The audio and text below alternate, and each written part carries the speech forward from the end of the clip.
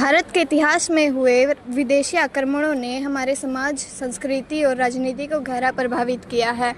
तो आज हम हमारे भारत के कुछ महत्वपूर्ण विदेशी आक्रमणों के बारे में चर्चा करेंगे। तो आइए शुरू करते हैं। आप हमें भारत पर हुए पहले विदेशी आक्रमण मोहम्मद बिन कासिम के बारे में बताइए। मोहम्मद बिन कासिम ने 712 ईस्वी में सिंध पर आक्रमण किया। उसने देवल पर आक्रमण करके उसे जीत लिया। इस युद्ध में दाहिर वीरतापूर्वक लड़ते हुए मारा गया। दाहिर की मृत्यु के पश्चात उसकी पत्नी ने 15,000 सैनिकों के साथ किले के अंदर से हमला बोला।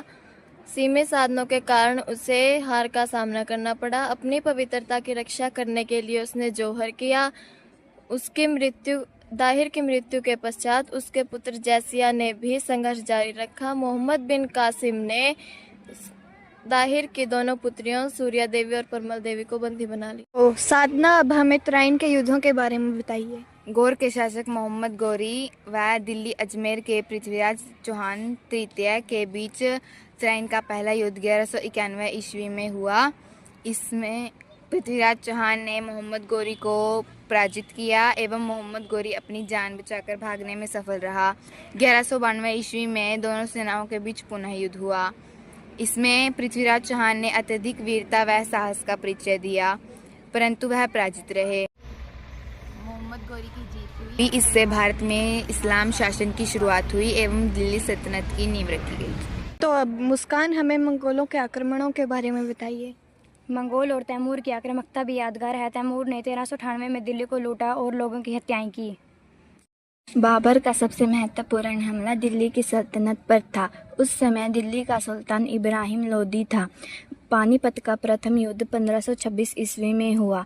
यह युद्ध इब्राहिम लोदी व बाबर के मध्य में हुआ। बाबर ने पहली बार इस युद्ध में तोपों का प्रयोग किया। मुगल वंश की नींव का आधार यही युद्ध है। मुगल वंश की स्थापना व बाबर के आक्रमणों में पानीपत की पहली लड़ाई का महत्वपूर्ण स्थान है। पानीपत की दूसरी लड़ाई 1556 ईस्वी में हुई। यह युद्ध अकबर व हेमू के बीच में हुआ।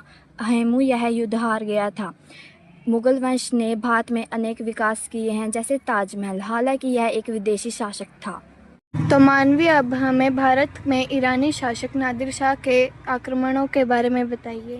1739 ईस्वी में ईरान के शासक नादिर शाह ने भारत पर आक्रमण किया। उस समय दिल्ली पर मोहम्मद शाह रंगीले का शासन था। शासन भोग विलास में लिप्त रहने के कारण नादिर शाह के आक्रमण से दिल्ली की रक्षा नहीं कर सका। नादिर शाह लगभग 2 मास तक दिल्ली में रहा।